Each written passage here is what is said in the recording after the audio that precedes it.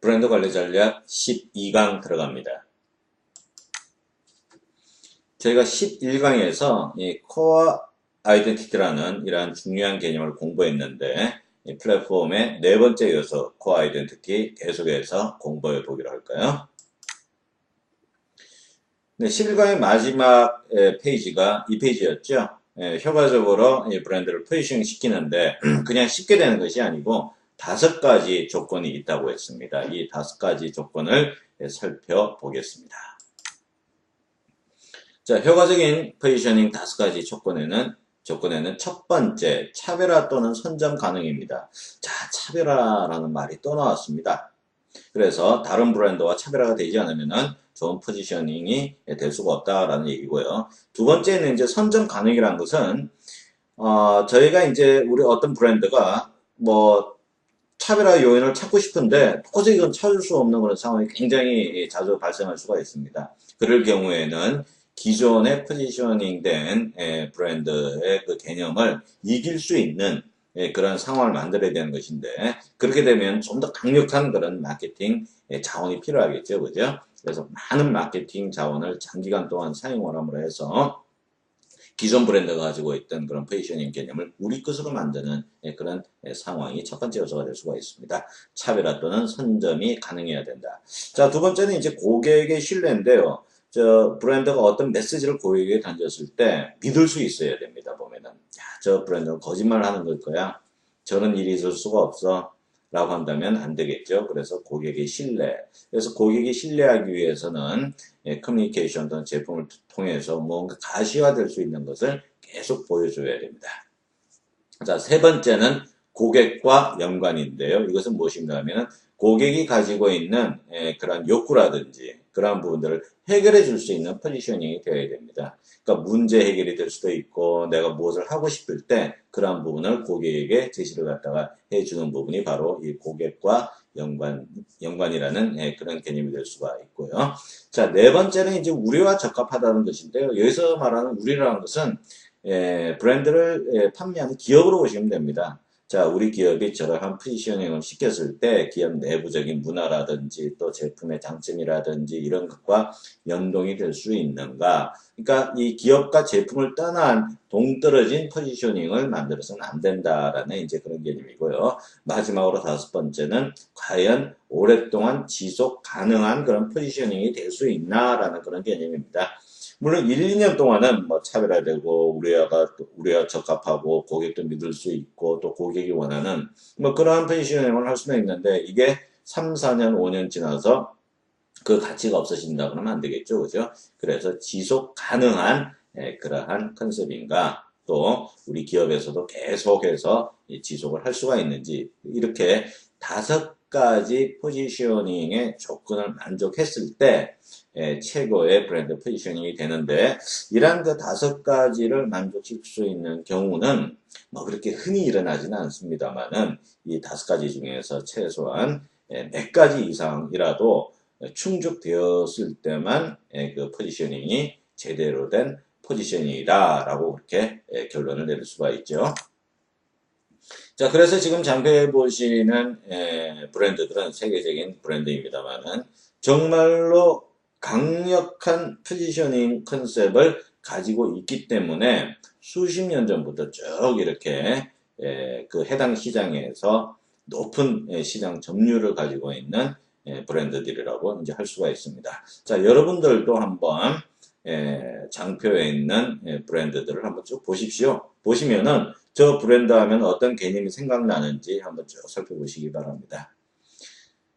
자, 그렇다면은 이 브랜드들이 어떠한 포지셔닝 컨셉을 가지고 있는지 한번 같이 보도록 하겠습니다. 네, 코카콜라는 인조이라는 것입니다. 네, 수십 년 동안 인조이라는 개념은 코카콜라의 하나의 생명이었죠. 자, 그 밑에 있는 도미노 같은 경우에는 뭐 피자헛이라든지 여러 개의 피자 브랜드가 있습니다만은 딜리버리, 즉 배달에 있어서는 우리가 최고다라는 그러한 강력한 포지셔닝 컨셉. 자, 맥도날드라는 것은 음식이라는 것도 있지만 펀이라는 것, 우리가 브랜드 개성에서 얘기했죠. 펀이라는 개념이 바로 맥도날드의 큰 하나의 코어 아이덴티티 자산이 될 수가 있고요. 자, 나이키. 패션, 열정, 그리고 스포츠 드림이라는 이러한 개념. 그리고 페덱스라는 것은 자, 하룻밤의 배달을 개런티 해준다, 보장을 해준다라는 그런 개념입니다. 정확히 빠르게 배달을 해준다는 개념. 그리고 BMW는 드라이빙. 이 드라이빙은 그냥 운전이 아니고 이 고속도로를 아주 기분 좋게 질주하는 그런 개념이라고 그랬죠. 그 반면에 이제 밑에 있는 이 볼보 같은 경우에는 세이프티, 안전이라는 개념을 정말 수십 년 동안 그렇게 유지를 갖다가 해오고 있습니다. 그래서 이 볼보의 안전 개념은 우리가 좀 이따 다시 사례로 보도록 하고요. 그 위에 있는 것이 바로 이제 크레스트의 캐비티즈라는 것은 충치라는 개념인데요. 이 사례를 우리가 다음 페이지에서 한번 볼까요? 콜게이트라는 유명한 치약회사, 그리고 이제 P&G 회사에서 나오는 크레스트라는 치약, 굉장히 유명한 이 마케팅 경쟁의 사례가 될 수가 있는데요. 1908년도에 이 좌측에 있는 이 치약이 바로 이제 콜게이트의 팜올리브 치약인데 1908년도에 출시를 갖다 했습니다. 그래서 이 팜올리브 치약이 이 코어 아이덴티티 핵심 가치로 가진 것이 무엇인가 하면 구취 제거라는 그러한 개념이었어요. 그래서 입냄새를 없애준다라고 해서 이제 아름다운 여인의 미소를 보여주는 이러한 마케팅 전략, 브랜드 전략을 사용을 했는데 이러한 그 핵심 가치가 고객에게 잘 먹혔어요.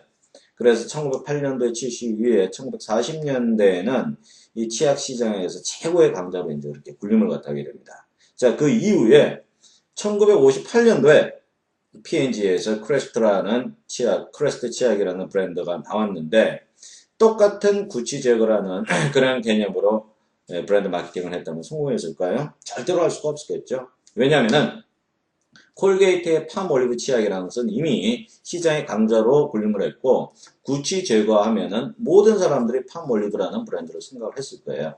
그래서 P&G의 크레스트는 자, 우리는 전혀 다른 전략으로 가자라고 해서 내세운 핵심 가치, 즉 포지셔닝 컨셉이 무엇인가 하면은 충치 예방이었습니다. 충치 예방. 그래서 지금 화면에 오른쪽에 있는 이 크레스트 치약의 광고를 보면은 여학생 같이 보이죠? 이 여학생이 무엇이라고 엄마에게 얘기를 하냐면 엄마, 나 충치가 없대요 라는 그러한 헤드라인입니다. 보면은. 그래서 이 여학생이 치과에서 진료를 받고 난 이후에 크레스트 치약을 사용을 했더니 충치가 전혀 없는 걸로 그렇게 나타났어요 라는 것이거든요. 그래서 이 충치 예방이라는 전혀 차별화된 컨셉, 이러한 개념으로 치약 시장에 진출을 했고 1962년도에 약 30% 정도의 마켓 셰어를 가진 그런 결과를 우리가 조사를 통해서 알 수가 있습니다. 그래서 이 기존의 브랜드가 가지고 있는 핵심 가치와 전혀 다른 개념으로 시장에 뛰어들어서 브랜드 마케팅을 했을 때 어느 정도의 마켓 셰어를 올릴 수 있다라는 우리 좋은 사례를 볼 수가 있었고요. 다음은 안전의 대명사 볼보에 대해서 한번 살펴볼까요? 이 볼보의 역사는 안전의 역사다라고 할 만큼 이 볼보는 안전을 중요하게 생각을 하고 또 세상에서 가장 안전한 자동차를 만들기 위해서 정말 노력을 갖다가 많이 해온 것을 우리가 볼 수가 있는데요. 브랜드 미션에서도 이 두 분에 대해서 제가 잠시 이제 언급을 했습니다만은 이 볼보 자동차를 만든 두 양반이 이 두 양반 바로 이 두 사람입니다. 그래서 한 분은 이제 아사 가브리엘손이라는 분이고 한 분은 구스타프 라로손이라는 분인데 이 두 분이 이제 처음으로 1927년도에 볼보 자동차를 만들었죠. 보면은 만들었을 때 무슨 얘기를 갖다가 했냐면요. 우리는 볼보 차를 만들 때 안전을 최우선으로 한다라는 그러한 철학을 제시하고 있습니다. 그래서 이 철학은 150년이 지난 지금도 이 볼보 자동차의 하나의 가장 큰 핵심 가치로 그렇게 자리를 잡고 있는 것이죠. 그래서 이러한 안전이 계속 시대를 흐르면서 강화가 돼 나갔다라는 것이고, 그래서 이 한 예로 이제 이 볼보의 안전을 얘기해주는 이 한 세 가지를 언급을 하겠는데요. 이 제일 밑에 있는 이 볼보의 우리가 본네트라고 말하는 이 보닛 부분을 보면요. 그 V자로 홈이 파져 있습니다. 그래서 고속 주행을 할 때 이 V자 홈이 어떠한 역할을 하냐면 바람을 이렇게 갈라주는 역할을 한다고 그래요. 그래서 차체를 가라앉히고 이 차체를 가라앉히면서 차가 고속 주행을 하면 안전한 운행을 할 수가 있겠죠. 그죠? 그래서 이러한 기술. 그 다음에 이제 두 번째가 이 볼보의 SIPS. 이 SIPS라는 것은 사이드 임팩트 프로텍트 시스템인데요. 이것은 무엇인가 하면은 차가 옆에서 받쳤을 때 그 충격을 차체 프레임 전체로 이렇게 분산을 시켜주는 그러한 역할을 하는 것이 바로 이 SIPS, SIPS의 개념입니다. 그래서 사람도 마찬가지잖아요. 우리가 이제 이렇게 누구랑 이제 싸움을 할 때 한 대를 맞았다. 라고 하면은, 자, 이게 전체적으로 퍼져나왔을 때는 이 고통이 덜할 텐데, 여기에 그 고통이 그대로 여기만 남아있다고 한다면, 이거 엄청난 상처를 받게 되겠죠. 그죠? 그래서 그러한 개념을 볼보는 바로 차체에 응용을 한 것입니다. 그래서 정면 다음으로 사고가 많은 데가 측면이거든요. 이 측면에 차가 박았을 때 이 충격을 이 차가 가지고 있는 전체 프레임에 이렇게 쭉 이렇게 분산을 시켜주는 이러한 기술. 이것도 바로 안전의 기술이라고 할 수가 있고, 그 다음에 세 번째로 이제 볼보의 그릴로 보면 사선으로 돼서 이렇게 볼보의 마크가 이렇게 박혀 있는 것을 볼 수가 있습니다. 자, 저것만 보더라도 이 볼보의 안전의 역사를 우리가 시각적으로도 알 수가 있는 것이죠. 이렇게 해서 이 브랜드 마케팅은 하나의 핵심 가치가 정해지면은 제품의 기술이라든지 또 시각적이라든지 이러한 부분을 통해서 응집이 돼야 됩니다. 그래서 커뮤니케이션 따로 놀고 제품 따로 놀고 이렇게 하면 안 되겠죠. 그죠? 그래서 이러한 부분이 하나로 모여서 핵심 가치를 고객에게 단일화된 메시지로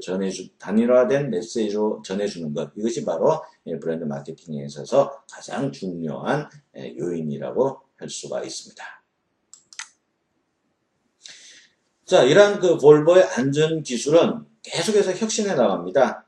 그래서 지금 밑에 보시면요, 유아용 카시트라고 있죠, 그죠? 이 유아용 카시트는 일반 카시트하고는 약간 다른 그러한 아이들에게 적합한 그런 기술을 선보이는 그런 제품이 될 수가 있습니다. 그래서 볼보 자동차에서 유아용 카시트도 내고, 두 번째 보면 이제 방수 거울. 자, 비가 올 때 이 거울에 빗물이 묻으면 잘 보이지 않겠죠? 뒤에 오는 차가. 그래서 이 방수 거울을 통해서 또 하나의 안전한 기술을 선보이고 있고요. 또 운전자 비상 알림은 무엇인가 하면은 차선을 벗어났을 때 운전자가 졸거나 그랬을 때 차선을 벗어났을 때 경보음을 울려주는 그런 것이 바로 운전자 비상 알림입니다.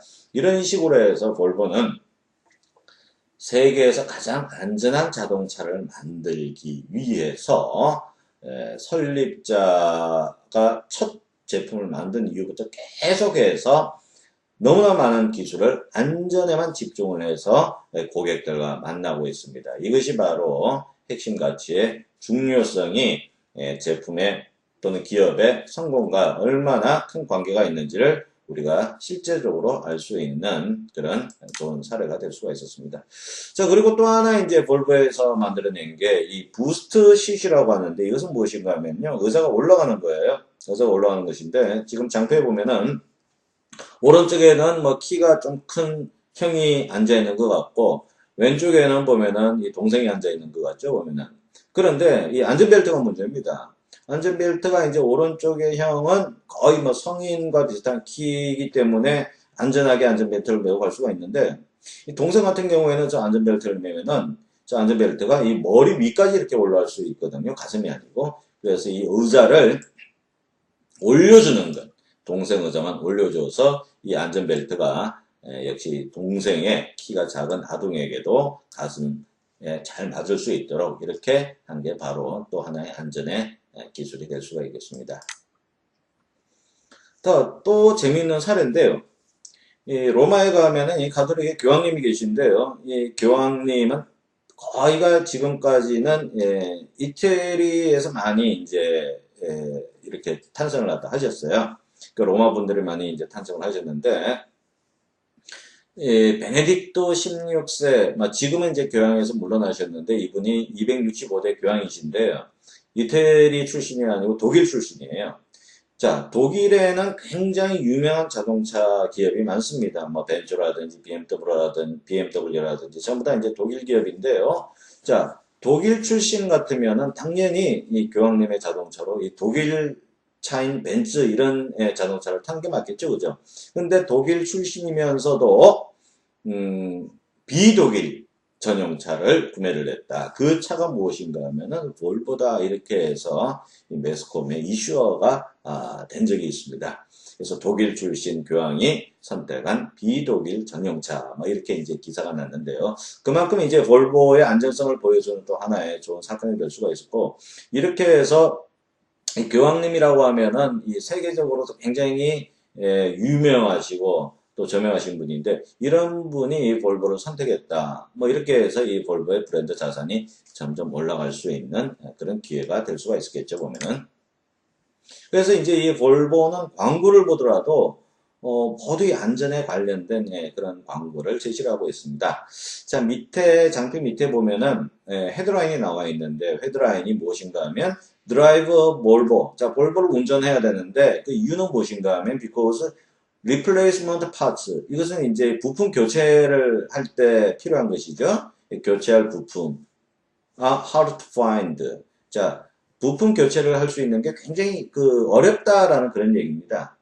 그래서 이제 좌측에 있는 그림에 보면은 사고가 났을 때 이렇게 사람의 뼈가 이렇게 뭐 이렇게 좀 분리될 수가 있겠죠, 그죠? 그럼 등뼈를 어디 가서 구해올 수도 없는 문제고 해골을 어디 가서 구해올 수도 없는 문제죠, 보면은. 그래서 이 대체할 수 있는 부품을 구하기 힘들기 때문에 자동차도 마찬가지입니다, 보면은. 자동차 사고가 났을 때 저렇게 이제 갈라지면은 어디 가서 그 나머지 반을 갖다 구해오겠습니까? 그래서 리플레이스먼트 파츠라고 하는 교체 부품을 어디서 구하기가 굉장히 어렵기 때문에 안전하게 운전을 하고 싶으면은 볼보를 운전하라라는 그러한 안전에 관련된 광고였고요. 자, 지금 장표에는 이전에 했던 그러한 수십 년 전의 광고들입니다. 전부 다 이 안전이라는 세이프라는 단어가 나와 있고요. 또 호두를 깼는데 또 하나 호두가 있다. 그만큼 단단하다라는 그러한 광고.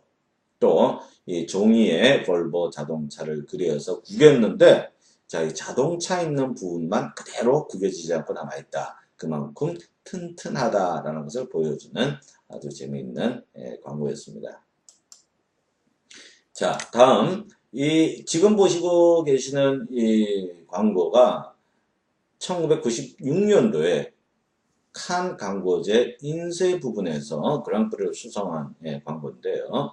자, 굉장히 심플하면서도 강력한 이미지를 전해준다라고 해서 좋은 평가를 얻었던 그런 광고입니다. 자, 지금 화면에 보시면은 자, 핀이 하나 나와 있죠. 자, 이 핀이 뭡니까? 이 모양이 어떤 핀이라고 그래요? 안전핀이라고 합니다. 안전핀. 자, 5핀이라고 하는데 안전핀이라고 하죠. 안전핀을 영어로 하면은 세이프티 핀입니다. 그래서 저러한 핀 모양을 무슨 형태로 만들었습니까? 자동차 형태로 만들었습니다. 그래서 안전과 모양은 자동차, 핀은 안전핀이고 모양은 자동차 모양이다. 이렇게 해서 볼보의 세이프티라는 것을 아주 쉬우면서도 강력하게 전달을 해주는 그런 광고였죠. 그래서 상을 받았던 그러한 사례였습니다. 근데 디즈니랜드 한번 볼까요? 디즈니랜드의 입구에 가면요, 이러한 얘기가 적혀 있습니다. 명판에. 여기 디즈니랜드에서 당신은 오늘을 떠나 어제와 내일 그리고 환상의 세계로 들어간다. 자, 이러한 문장이 적혀 있는데요. 이 말은 무엇인가 하면요. 성별, 인종, 나이와 또 국적에 상관없이 디즈니 컨텐츠를 만날 때 느끼는 기대감을 얘기해 주는 것인데, 자, 그러면 이러한 입구 명판에 있는 말을 기업에서 디즈니랜드에서 어떠한 핵심 가치로 전개를 갖다가 했냐 하면은 바로 이 세 가지 단어입니다. Magical Family Entertainment 라는 이 세 가지 단어가 디즈니랜드의 모든 것을 설명해 준다고 말할 수가 있어요. 그래서 이제 디즈니랜드의 이제 핵심 가치는 무엇인가 하면은 매지컬 패밀리 엔터테인먼트인데 여기에 따라서 모든 어떤 놀이기구라든지 전체적인 분위기라든지 그런 게 정해지는 건데 자, 첫 번째 매지컬이라는 것은 무엇입니까? 아주 신비롭다라는 것이죠. 그래서 이 디즈니랜드에 오면은 신비함을 볼 수가 있다라는 것이고 자, 패밀리라는 것은 무엇입니까? 네. 디즈니랜드 혼자 간 사람은 없겠죠. 그죠? 친구든지 가족이든지 이렇게 이제 같이 가거든요. 그래서 이제 가족적인 그러한 개념을 이 핵심 가치 단어 중에서 패밀리라는 것이 설명을 해줄 수가 있고 또 엔터테인먼트라는 것은 재미있다는 것입니다. 자, 매직하면서도 엔터테인먼트. 여기 오면 당신이 하루를 충분히 즐기고 갈 수 있다. 그래서 매지컬이라는 단어, 패밀리라는 단어, 엔터테인먼트라는 단어 이 세 가지만 있으면은 디즈니랜드의 모든 것을 설명해 줄 수 있기 때문에 핵심 가치로서의 자격을 충분히 가질 수 있다. 라는 것입니다. 자, 이렇게 해서 우리가 이제 브랜드 포지셔닝 컨셉에 대해서 좋은 포지셔닝은 무엇인가 하고 이제 5가지에 대해서 쭉 설명을 해드렸는데요. 자, 12강에서 같이 책의 6번째에서 우리가 이제 포지셔닝 컨셉에 대해서 계속 공부를 하고 있는데, 우리가 13강에서는, 그렇다면은 포지셔닝을 시킬 수 있는 방법은 무엇인가? 자, 여기에도 5가지가 있는데, 우리 13강에서 한번 이 주요 포지셔닝 방법에 대해서 자세히 살펴보도록 하겠습니다. 자, 13강에서 다시 뵙겠습니다.